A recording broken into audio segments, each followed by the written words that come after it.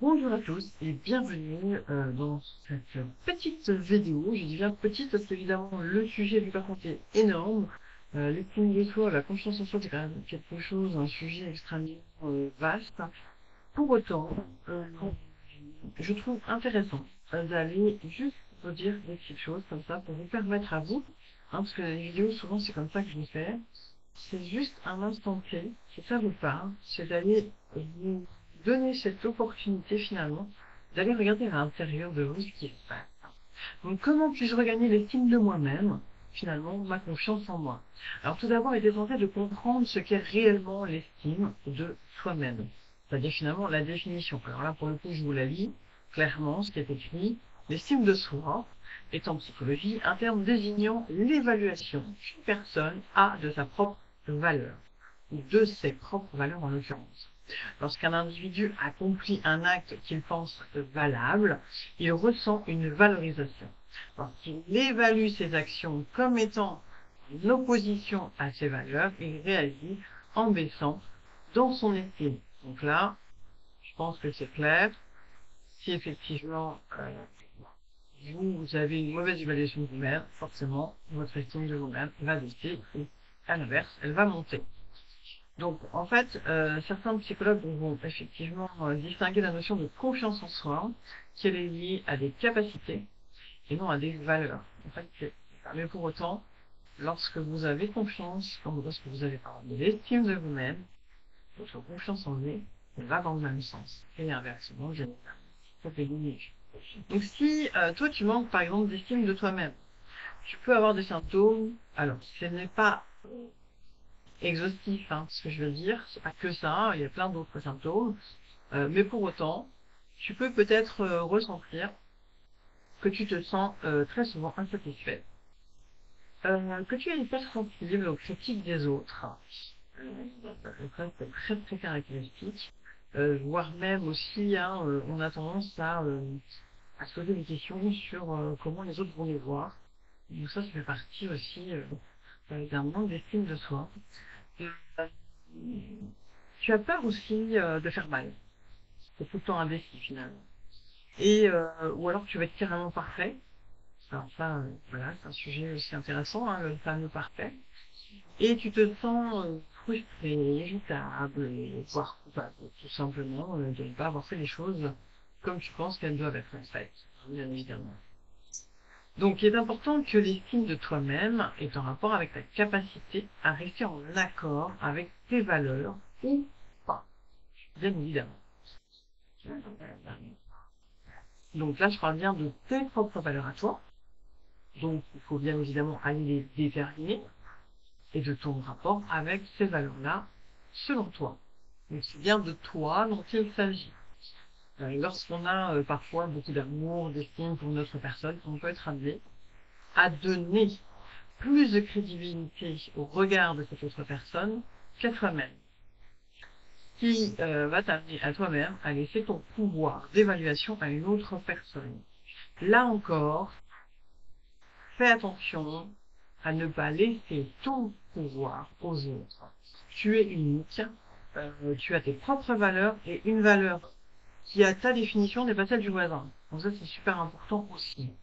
Et en plus, le voisin, il peut interpréter comme il veut ce qu'il a vu, alors que toi tu sais avec quelle intention tu l'as fait, avec quelle vibration tu l'as mis en place. Donc ça c'est super important. Et on remarque que dans notre société, notamment lorsque tu es enfant, tu donnes de la crédibilité à tes parents, forcément.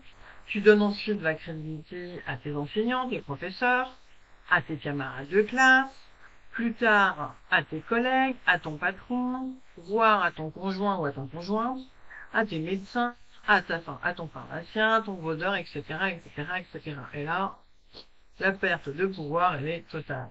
C'est-à-dire que tu laisses le pouvoir à tout le monde, sauf à toi-même. Donc, fais attention à ça quand même.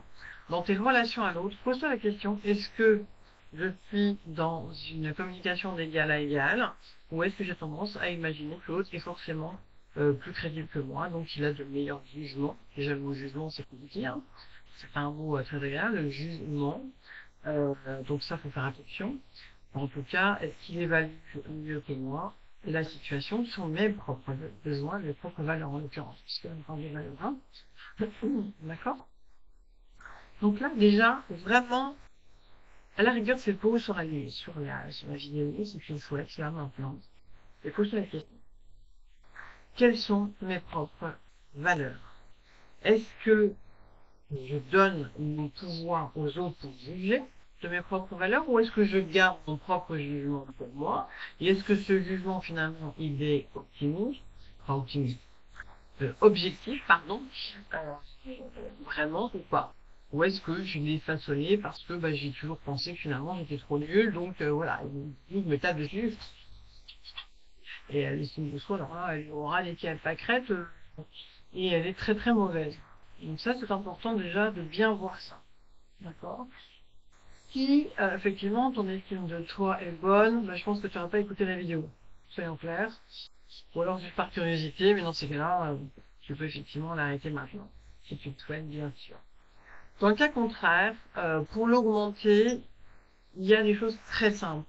En fait, l'idée, c'est de mettre en place un rituel, plusieurs, enfin d'abord un, moi je pense que c'est quand même important, un rituel, un seul au départ, qui est simple, qui est facile, qui est en rapport avec tes valeurs, bien évidemment, hein, parce qu'on est bien là pour monter ton estime de soi et non pas la diminuer, et, euh, et qui va vraiment te faire plaisir. Donc déjà, tu vois, on monte dans le principe, déjà rien que de se dire, je vais mettre quelque chose en place pour augmenter mon estime de moi, déjà tu augmentes ton estime de toi, puisque tu fais quelque chose pour toi. Donc déjà rien que ça, c'est énorme. Ensuite, cette petite chose, je donne un exemple tout simple, ça peut être de se dire, bah tiens, tous les jours, et je dis bien tous les jours, je prends le temps de sourire à une personne que je ne connais pas. Quelqu'un qu'on se croise dans la rue, ça peut être le caissier, la caissière, le vendeur, ça peut être tu vois, quand tu fais une visite, enfin, peu importe.